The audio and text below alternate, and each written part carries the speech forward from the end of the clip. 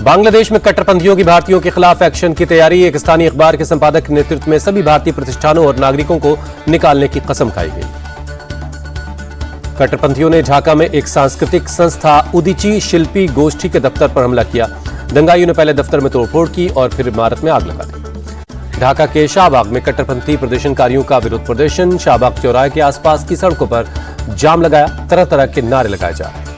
बांग्लादेश के इनकलाब मंच के प्रवक्ता शरीफ उस्मान हादी को आज ढाका में किया जाएगा सुपुर्द खाक। विद्रोही कवि काजी नजरुल इस्लाम की कब्र के बगल में दफनाया जाएगा। उस्मान हादी के सुपुर्द खाक होने से पहले बांग्लादेश संसद के पास होगी जनाजे की नमाज। अंतरिम सरकार के चीफ एडवाइजर मोहम्मद यूनुस ने राजकीय शोक का ऐलान किया। अंतरिम सरकार ने लोगों से हिंसा से बचने की अपील की। पूरे ढाका में हाई अलर्ट, बड़ी संख्या में पुलिस और सेना के जवान तैनात। अंतरिम सरकार के चीफ एडवाइजर मोहम्मद यूनुस ने लोगों से शांति बनाए रखने की अपील की। कहा, हादी की हत्या में शामिल लोगों को जल्द पकड़ा जाएगा। हत्यारों के साथ कोई नरमी नहीं होगी। उस्मान हादी का शव शुक्रवार की शाम करीब 6 बजे सिंगापुर से ढाका लाया गया। एयरपोर्ट पर बड़ी संख्या में उमड़े हादी के समर्थक, जमकर हुई नारेबाजी। बांग्लादेश में भड़की हिंसा के बाद ईस्टर्न कमांड प्रमुख लेफ्टिनेंट जनरल आरसी तिवारी ने त्रिपुरा के परवा क्षेत्र में भारत बांग्लादेश सीमा का दौरा किया। सेना, असम राइफल्स और बीएसएफ के अधिकारियों के साथ बैठक की। ताइवान की राजधानी ताइपे के एक रेलवे स्टेशन पर स्मोक ग्रेनेड और चाकू से हमलावर समेत कम से कम 4 लोगों की मौत, करीब 9 लोग जख्मी हैं। पूरी वारदात सीसीटीवी कैमरे में कैद हुई है। ताइपे के मुख्य सबवे स्टेशन के बाहर काले कपड़े में एक शख्स बैग से स्मोक ग्रेनेड निकालकर फेंकता है। 2 स्मोक ग्रेनेड फेंकने के बाद चाकू से लोगों पर हमला कर देता है। लोगों को दौड़ा कर हमले की कोशिश करता है। युवक के हमले के बाद स्टेशन के बाहर चारों तरफ अफरा तफरी मच गई। युवक चाकू से वार करता हुआ एक डिपार्टमेंटल स्टोर में घुस गया, जिसके बाद स्टोर से बाहर भागते नजर आए लोग। उस शख्स ने एमआरटी स्टेशन के अंडरग्राउंड रास्ते पर एक स्मोक ग्रेनेड फेंका। स्टेशन के अंदर ग्रेनेड से बचने की कोशिश में जमीन पर गिरा एक शख्स धुआं फैलते ही स्टेशन के अंदर भगदड़ मच गई। युवक के हमले के बाद मौके पर पहुंची पुलिस और इमरजेंसी सर्विस की टीम ने घायलों को अस्पताल पहुंचाया। इलाज करवा रहे 9 लोगों में एक की हालत अब भी गंभीर है। पुलिस के मुताबिक हमलावर की स्टोर के छत से गिरने से मौत हो गई। 27 साल के हमलावर का नाम चांग वेन बताया जा रहा है। अभी तक हमले की वजह साफ नहीं। पीएम मोदी का आज से 2 दिनों का पश्चिम बंगाल और असम का दौरा। पीएम बंगाल को 3200 करोड़ की नेशनल हाईवे की सौगात देंगे। पीएम मोदी सुबह 11:15 बजे नादिया जिले के राना घाट में परियोजनाओं का उद्घाटन और शिलान्यास करेंगे। जनसभा को भी करेंगे संबोधित। बंगाल दौरे से पहले पीएम मोदी ने टीएमसी पर साधा निशाना। सोशल मीडिया पर लिखा, टीएमसी के कुशासन से लोग परेशान हैं, बीजेपी से ही उम्मीद है। पश्चिम बंगाल के बाद पीएम मोदी का 2 दिनों का असम दौरा। पीएम असम को देंगे 15,600 करोड़ की परियोजनाओं की सौगात। पीएम मोदी दोपहर 3 बजे गुवाहाटी में लोकप्रिय गोपीनाथ बारदलोई अंतर्राष्ट्रीय हवाई अड्डे के नए टर्मिनल भवन का उद्घाटन करेंगे। जनसभा को भी संबोधित करेंगे। पीएम 21 दिसंबर को बोरा गांव में शहीद स्मारक पर शहीदों को देंगे श्रद्धांजलि। नामरूप में अमोनिया यूरिया परियोजना के लिए भूमि पूजन करेंगे। दिल्ली में बढ़ते प्रदूषण पर काबू पाने में जुटा प्रशासन। पिछले 24 घंटे में प्रदूषण फैलाने वाली 11,776 गाड़ियों का चालान काटा गया। दिल्ली में डस्ट कंट्रोल के लिए करीब 2068 किलोमीटर सड़क की मशीन से सफाई की गई। पानी का छिड़काव और एंटी स्मॉग गन का इस्तेमाल किया गया। दिल्ली से कचरा हटाने में जुटा प्रशासन। पिछले 24 घंटे में 12,164 टन कचरा साफ किया गया। बच्चों को प्रदूषण की मार से बचाने के लिए स्कूलों में लगाए जाएंगे एयर प्यूरीफायर। इस साल स्कूलों के 10,000 कमरों में लगाए जाएंगे ये प्यूरीफायर। दिल्ली सरकार में मंत्री आशीष सूद का प्रदूषण को लेकर बयान। बोले, हम अपने बच्चों को की सांसों पर राजनीति नहीं करना चाहते। आशीष सूद ने आप पर हमला बोलते हुए कहा, दिल्ली का प्रदूषण उनके लिए एक पीआर एक्टिविटी थी। पिछली सरकार ने कोई काम नहीं किया। कांग्रेस की वजह से संसद में प्रदूषण पर चर्चा नहीं हुई। केंद्रीय मंत्री किरण रिजिजू बोले, सरकार प्रदूषण पर चर्चा चाहती थी, लेकिन कांग्रेस ने सिर्फ हंगामा किया।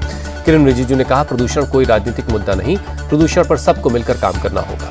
कांग्रेस नेता जयराम रमेश ने किरण रिजिजू के आरोपों को किया खारिज। कहा, सरकार ने बढ़ते प्रदूषण को कभी सीरियसली नहीं लिया। नेशनल हेराल्ड के मामले में ईडी ने दिल्ली हाईकोर्ट का रुख किया।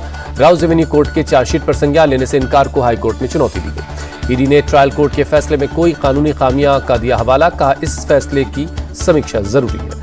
बिहार के सीएम नीतीश कुमार के हिजाब हटाने के खिलाफ जम्मू कश्मीर में एफआईआर। पूर्व सीएम महबूबा मुफ्ती की बेटी इल्तिजा ने श्रीनगर में शिकायत दर्ज करवाई। इल्तिजा की अगुवाई में मुस्लिम महिलाओं ने थाने के बाहर प्रदर्शन किया। इल्तिजा ने कहा, नीतीश ने महिला का हिजाब छुआ, अब नतीजा भुगतने के लिए तैयार है।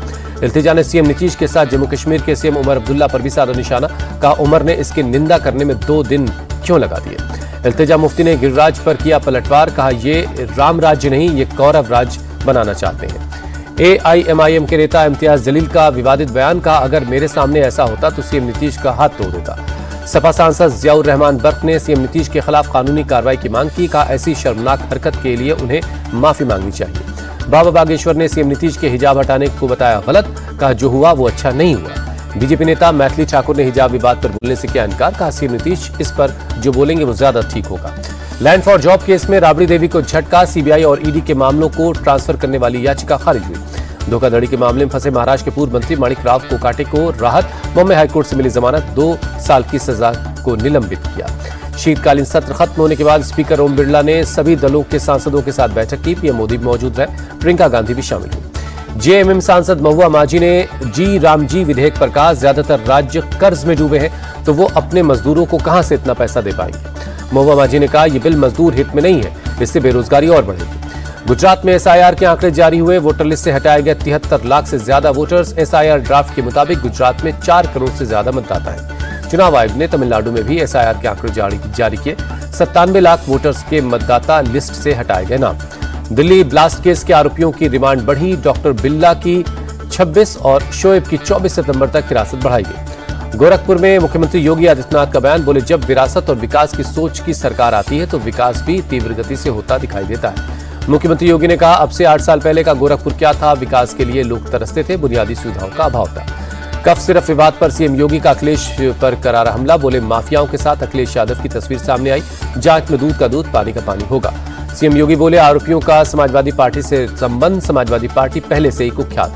सीएम के आरोपों पर अखिलेश का जवाब ट्वीट कर तंज कसा। बोले जब खुद फंस जाओ तो दूसरे पर इल्जाम लगाओ, ये खेल पुराना है।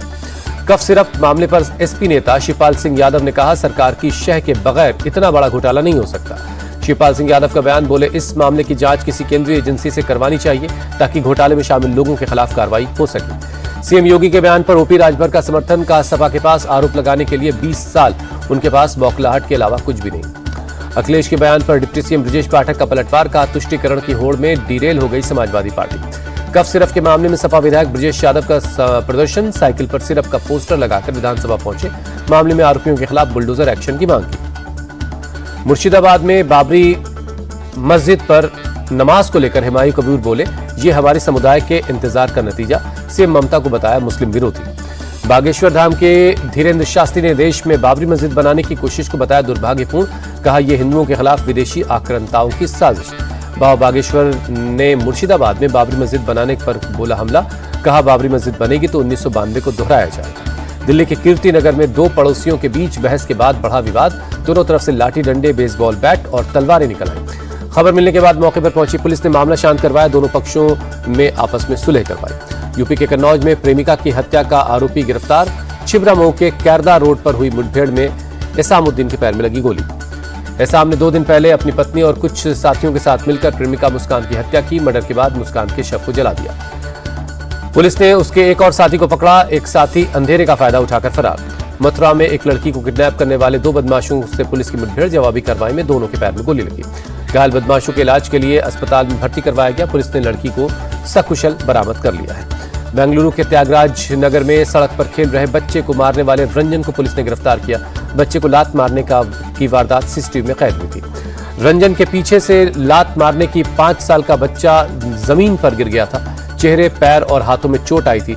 35 साल का रंजन मानसिक तौर पर बीमार है।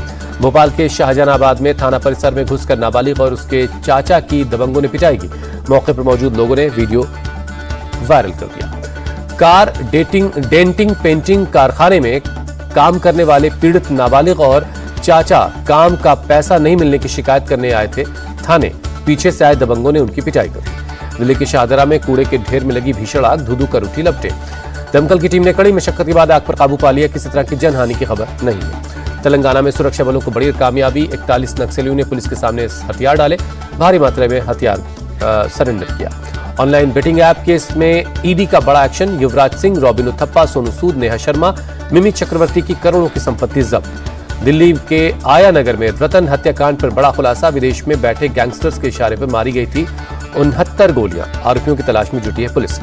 कानपुर में दर्दनाक सड़क हादसे का सीसीटीवी आया सामने। युवक को कुचलकर करीब 70 मीटर तक घिसटता चला गया डंपर। शख्स की मौके पर ही मौत। कानपुर में बेखौफ दबंगों का आतंक, होटल के बाहर एक युवक पर जमकर बरसाए लातूर घुसे। नागपुर के सोलर पैनल मैन्युफैक्चरिंग प्लांट में बड़ा हादसा, वाटर टैंक फटने से 6 लोगों की मौत, रेस्क्यू ऑपरेशन जारी है। मध्य प्रदेश के रीवा में पेट्रोल पंप कर्मचारी से 45,000 की लूट, कानपट्टी पर कट्टा लगाकर बदमाशों ने वारदात को अंजाम दिया। वडोदरा के सयाजी बाग जू में सांप के डसने से एक शेरनी की मौत हो गई। पोस्टमार्टम रिपोर्ट के मुताबिक सांप ने 3 बार शेरनी को डसा था। मुंबई के संवेदनशील इलाकों में जवानों की मॉक ड्रिल, आतंकी खतरों से निपटने की तैयारी को परखा गया। लखनऊ में रेल हादसे के दौरान जानमाल के नुकसान को कम करने के लिए मॉक ड्रिल हुई, एक्शन में नजर आए जवान। मॉक ड्रिल के दौरान मौके पर चलाया गया राहत और बचाव अभियान, तैयारियों को परखने के लिए ये ड्रिल की गई। दिल्ली के भारत मंडपम में WHO के ग्लोबल समिट का समापन समारोह हुआ। पीएम मोदी शामिल हुए। पारंपरिक चिकित्सा में भारत का नेतृत्व समिट का एजेंडा रहा। पीएम मोदी ने MY आयुष पोर्टल को लॉन्च किया। 11 year of transformation in Ayush नाम की किताब भी लॉन्च की। पीएम मोदी ने कहा, समिट पारंपरिक चिकित्सा को वैश्विक स्तर पर बनाएगा प्रभावी, भारत प्लेटफॉर्म को मजबूत करने का कर रहा है काम। पीएम मोदी बोले, योग आज दुनिया के कोने कोने तक पहुंच रहा है। योग ने दुनिया को स्वस्थ, संतुलन और सामंजस्य का रास्ता दिखाया है। जर्मनी के दौरे पर कांग्रेस नेता राहुल गांधी बर्लिन के हर्टी स्कूल में छात्रों और शिक्षाविदों को संबोधित किया। लोकतंत्र को लेकर अपने निजी और राजनीतिक अनुभव को शेयर किया। राहुल गांधी ने समावेशी और समान शिक्षा के महत्व पर जोर दिया। बोले, असमानताओं को दूर करने के लिए ग्लोबल सहयोग की जरूरत है। भारत ने साउथ अफ्रीका के खिलाफ बरकरार रखा जीत का सिलसिला, लगातार 8वीं T20 सीरीज पर कब्जा किया। अहमदाबाद में टीम इंडिया ने 5वें और आखिरी T20 मैच में साउथ अफ्रीका को 30 रनों से हराया। 5 मैचों की T20 सीरीज 3-1 से अपने नाम की। अहमदाबाद में तिलक वर्मा और हार्दिक पांड्या की तूफानी पारी की बदौलत भारत ने 231 रन बनाए। जवाब में साउथ अफ्रीका 8 विकेट पर 201 रन ही बना पाई। Hardik Pandya international T20 cricket में दूसरी सबसे तेज 50 लगाने वाले भारतीय बल्लेबाज बने। पांड्या ने 16 गेंदों में अर्धशतक लगाया। अहमदाबाद T20 में तिलक वर्मा ने खेली तूफानी अर्धशतक की पारी, 30 गेंदों में लगाई 50, 73 रन पर आउट हुए। अहमदाबाद T20 में शानदार पारी के लिए Hardik Pandya player of the match चुने गए। वरुण चक्रवर्ती ने जीता प्लेयर ऑफ द सीरीज का खिताब। साउथ अफ्रीका के क्विंटन डिकॉक ने अपने करियर का 18वां अर्धशतक लगाया। 65 रनों की दमदार पारी खेलकर पवेलियन लौटे। अहमदाबाद में साउथ अफ्रीका के खिलाफ भारत की जीत का फैंस ने मनाया जश्न, इंडिया इंडिया के नारे लगे। T20 वर्ल्ड कप और न्यूजीलैंड के खिलाफ T20 सीरीज के लिए आज होगा भारतीय टीम का ऐलान। मुंबई में होगा चयन समिति की होगी बैठक।